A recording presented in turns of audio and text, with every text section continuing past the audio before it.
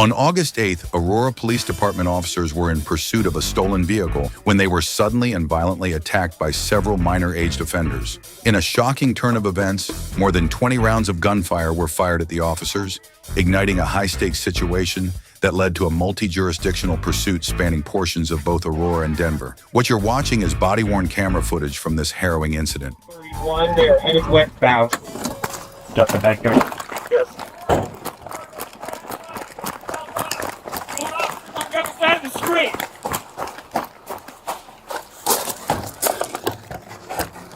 Doc, skirt.